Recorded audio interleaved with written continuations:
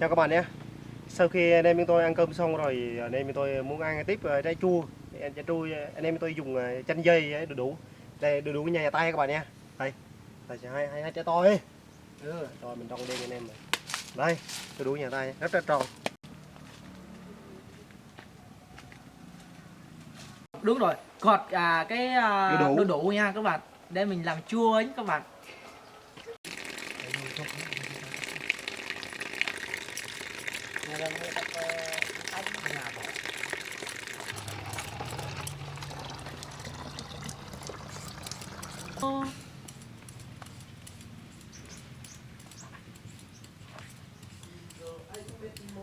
Một mình anh ngồi đây, liêu thuốc đã tan dần, đời người yếu tôi tha thóc xuống những cánh dài, bao lời yêu thương, bao lời cay đắng, nhớ về cụ anh và em. Người ai có biết, trong những lúc cô đơn anh ngồi nhớ đến em. Nhưng thôi em cứ bước đi đi, cứ bước bên người mà anh thầm yêu. Em sẽ có quen em trong giây phút chia ly, như điếu thuốc tàn anh cứ đành vai rơi xa em.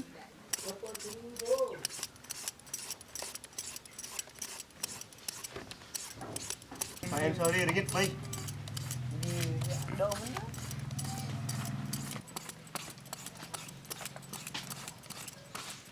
Ăn cho nó no nê luôn á các bạn ạ.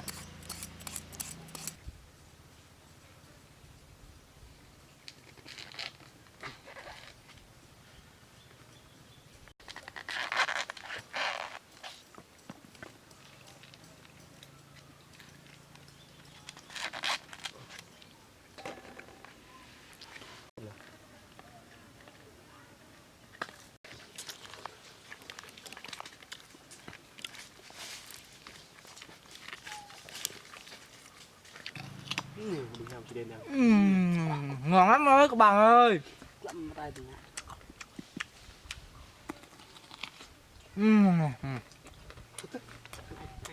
Đó. Nhớ bị. Mới cho chị không toai.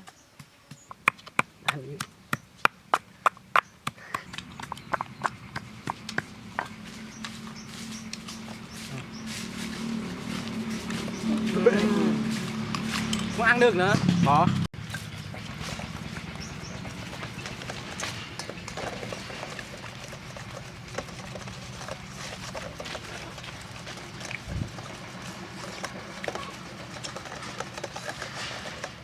Thử vừa nha. Thử muối mi chín nha. Lên nè, hẻm đây. Lên. Giờ bò đủ vô các bạn nha.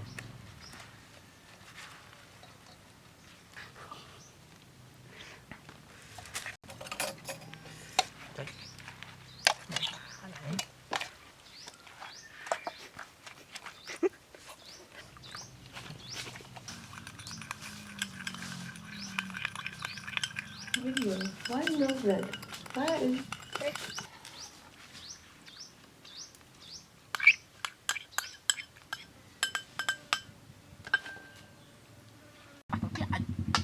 Sầm tắt rồi, sầm. Mày mới ăn lại. Giọt nó vô.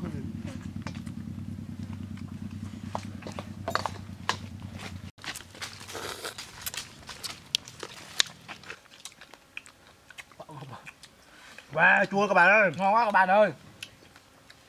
Wow, chua chua ngọt ngọt, cay.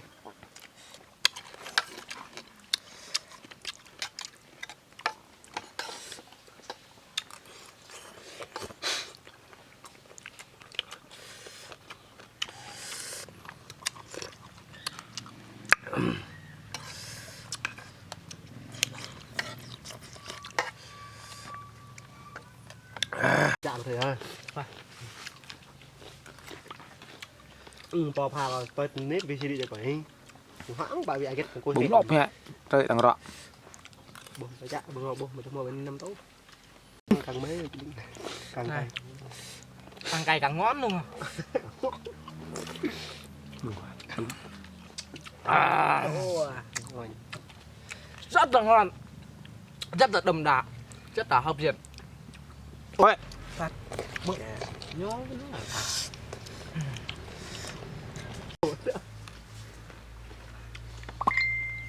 wow.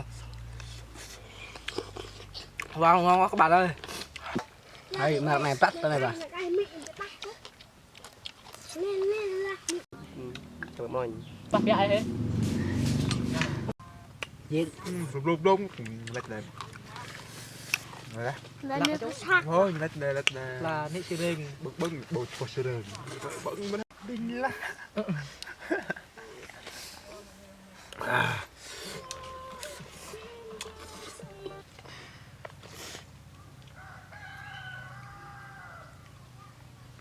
Này tao biết lợn này.